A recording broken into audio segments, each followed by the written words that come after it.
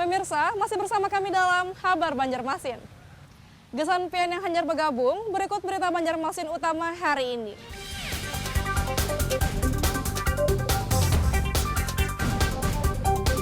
Pelaku jambret sadis bersenjata tajam, Rabu pagi lalu ditangkap warga saat melakukan aksinya di kawasan Ramin, Banjar Indah, Banjarmasin Selatan.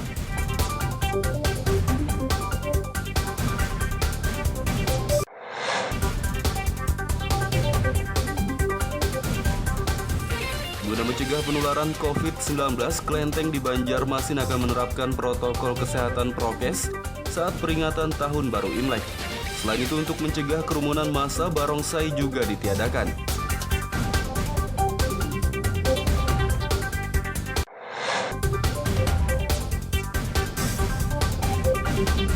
Korban banjir di Kecamatan Hantakan, Kabupaten Hulu Sungai Tengah, yang masih mengungsi di tenda darurat, mengeluhkan kekurangan air bersih.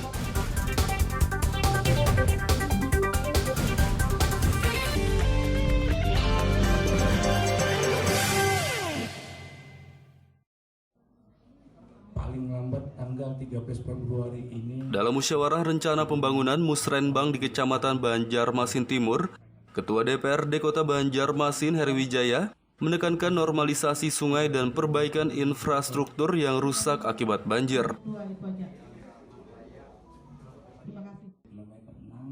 Saat banjir beberapa waktu lalu, Kecamatan Banjarmasin Timur merupakan salah satu wilayah yang terdampak paling parah.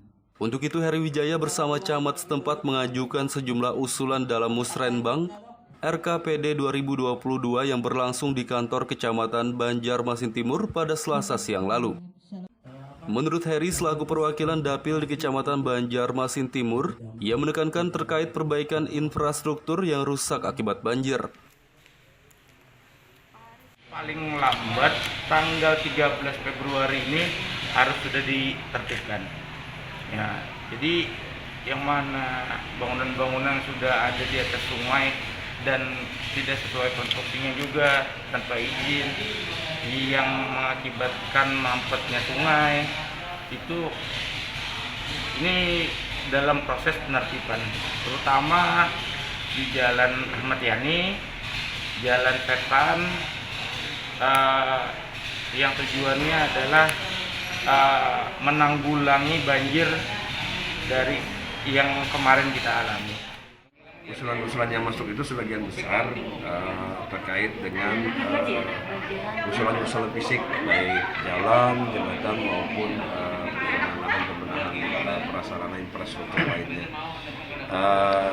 Apalagi memang terkait dengan pasca banjir banyak infrastruktur jalan yang rusak, jembatan yang mungkin perlu perbaikan, itu yang sebagian besar diusulkan oleh warga masyarakat, terutama wilayah-wilayah jalan-jalan yang memang cukup rendah dan perlu peningkatan dengan peninggian badan jalan maupun pembenahan lainnya. Selain perbaikan infrastruktur yang rusak akibat banjir, Musrenbang Banjarmasin Timur juga mengusulkan pembongkaran bangunan yang menghambat aliran sungai. Dari Banjarmasin, Muhammad Lutfi Darlan dan Fudail melaporkan.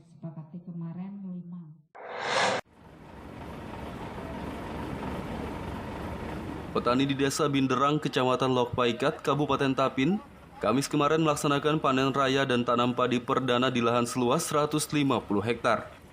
Gubernur Kalimantan Selatan Sahbiri Nur yang ikut panen bersama petani mengaku bangga dan mengapresiasi pertanian padi di Kabupaten Tapin karena bisa dipanen hingga 4 kali dalam setahun.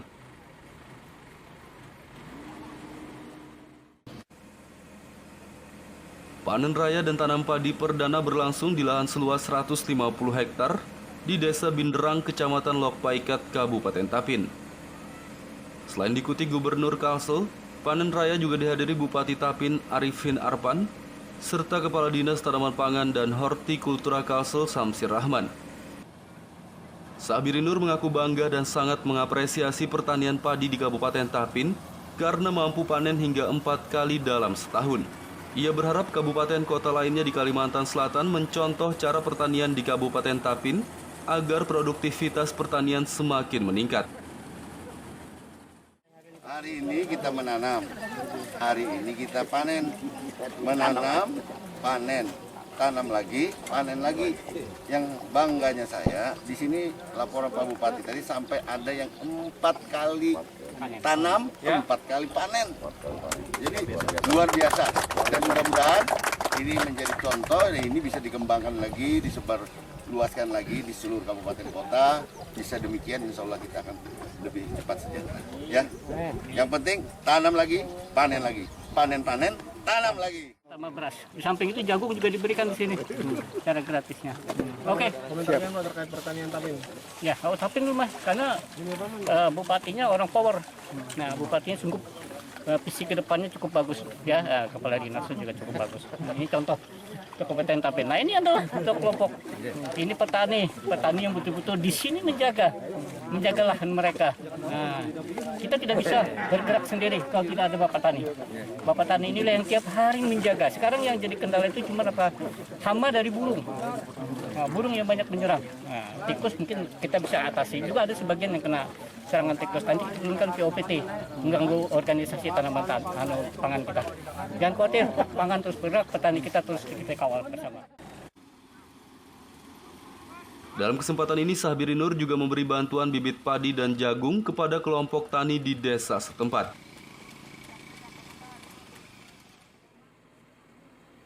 Dari Kabupaten Tapin, Muhammad Lutfi Darlan dan Abdillah melaporkan.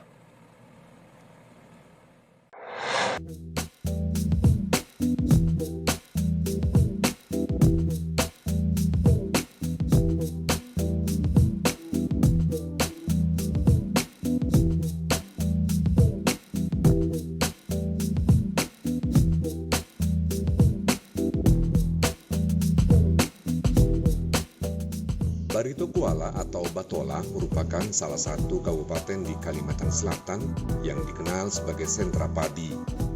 Kabupaten yang berbatasan langsung dengan kota Banjarmasin ini ternyata tak hanya sebagai penghasil padi saja, namun juga merupakan sentra penghasil buah nanas yang dikenal dengan sebutan nanas tamban.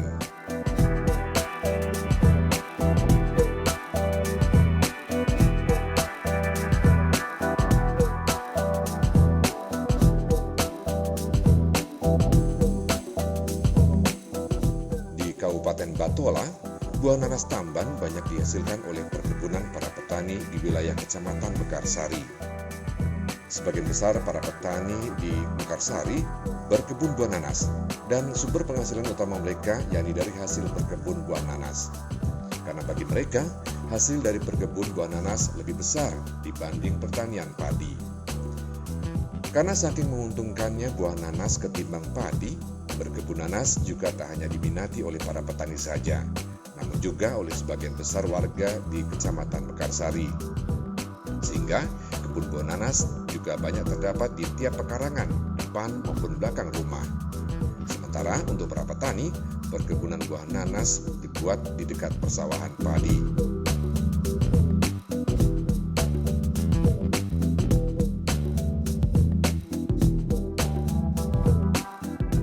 Salah seorang petani nanas, Sumarno, mengatakan berkebun nanas sangat membantu untuk menambah penghasilan para petani. Di samping harga jualnya yang lumayan, buah nanas yang belum masak pun juga sudah laku. Perkebunan nanas ini bagi kami untuk masyarakat di sini sangat membantu, Pak. Karena harga jual nanas ini untuk saat ini ya sangat baik. Untuk yang kisaran yang buah besar itu sekitar 5.000 sampai 5.500, Pak. Itu belum masak, kadang-kadang masih rangsang kata orang sini, itu sudah ada pembeli yang mencari. Sementara petani lainnya, Armain, mengatakan hasil dari berkebun nanas jauh lebih besar dibandingkan padi.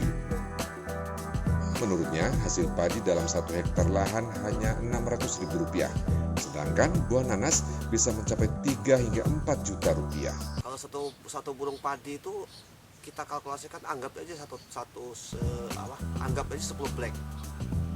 Nah, itu sudah maksimal untuk wilayah sini. Nah, 10 black. Kita kalikan tuh sekarang cuma sekitar 600 sampai 650 ribu per burung. 1 tahun kita menunggu. Kemudian nanas nanas itu satu porong itu bisa diisi, bisa ditanam 800 pohon. Nah, dari 800 pohon itu anggap aja kita minimkan lagi untuk hasilnya. Anggaplah itu kena mangsa atau yang ada anakan yang lebih kecil kan masih bibitnya. Itu bisa menghasilkan 700 biji. Kalikan aja harga sekarang. Sekarang ini standar harga sekarang ini nih sudah 5.000. Nah, itu per bijinya. Per biji lah. Sudah 3.500.000.